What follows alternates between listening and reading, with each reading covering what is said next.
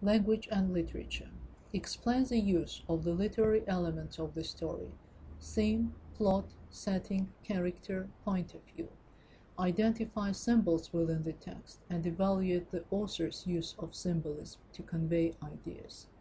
Determine the author's style, identifying particular word choices and figurative language. Open-ended plots. Plots that are not brought to a final or preliminary conclusion are called open-ended plots, or just open plots. Some short stories end at the climax, leaving us wondering about the concluding details.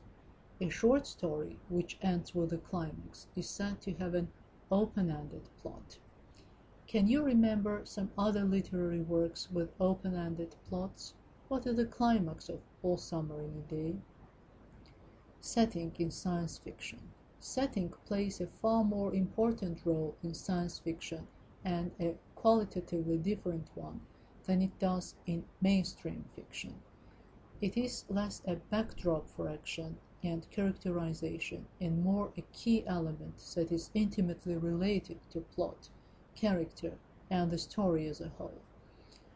In fact, one might argue that story elements such as plot and character are far less relevant to the success of a science fiction story than its setting. Now focus on how the setting relates to the conflict in All Summer in a Day. Describes the type of conflict. Narrator. Who is the narrator in the story All Summer in a Day? What is the point of view of the narrator? What effect does this particular type of narrator have on the story and or on the reader's understanding of it? Character. Find in the story all the different ways that Bradbury characterizes the protagonist. Underline descriptions, underline dialogues and thoughts, underline how other children react to Margaret. Find places in the story where Bradbury uses direct characterization. Style. Foreshadowing. Foreshadowing is hinting at events to occur later. It is a look towards the future, a remark or hint that prepares the reader for what is to follow. What is foreshadowed in the story? Alliteration. Alliteration is a phonetic stylistic device which aims at imparting a melodic effect to the utterance.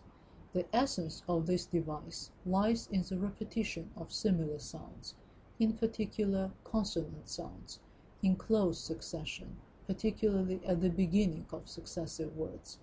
For example, doubting, dreaming dreams no mortal ever dared to dream before. Alliteration, like most phonetic expressive means, does not bear any lexical or other meaning. And now check your knowledge of tropes and figures. Metaphor and simile.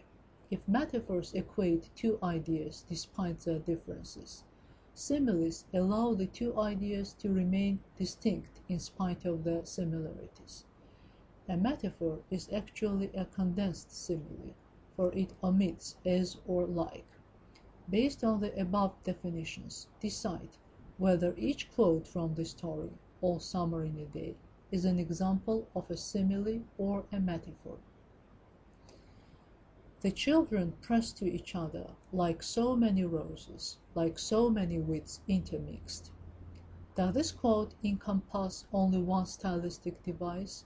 They always evoke to the tatting drum the endless snaking of clear bead necklaces upon the roof. They turned on themselves like a feverish wheel, all fumbling spokes.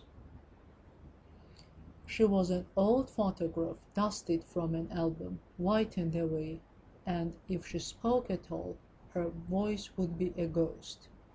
The great jungle that covered Venus, that grew and never stopped growing, tumultuously, even as you watched it, it was a nest of octopi, clustering up great arms of flesh-like weed, wavering, flowering in this brief spring.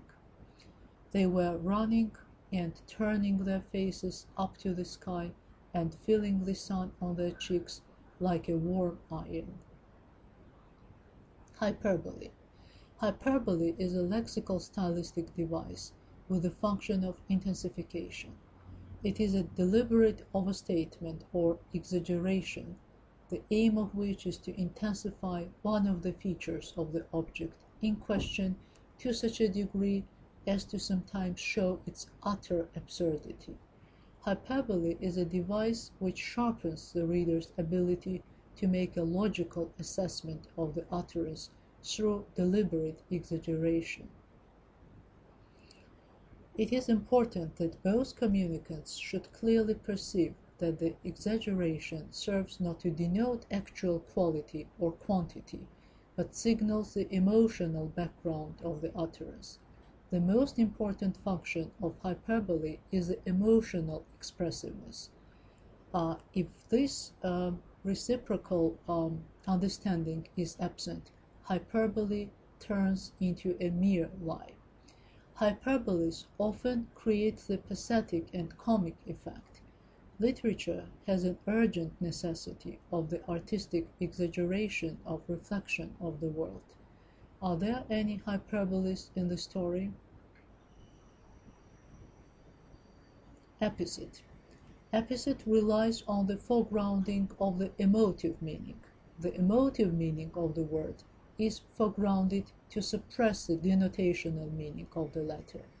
The epithet is based on the interplay of emotive and logical meaning in an attributive word, phrase, or even sentence, used to characterize an object and pointing out to the reader some of the properties or features of the object, with the aim of giving an individual perception and evaluation of these features or properties. From the point of view of their compositional structure, epithets may be divided into simple, for example, he looked at them in animal panic; compound, apple-faced man; sentence and phrase epithets, for example, it is his do-it-yourself attitude; reversed epithets, for example, a shadow of a smile.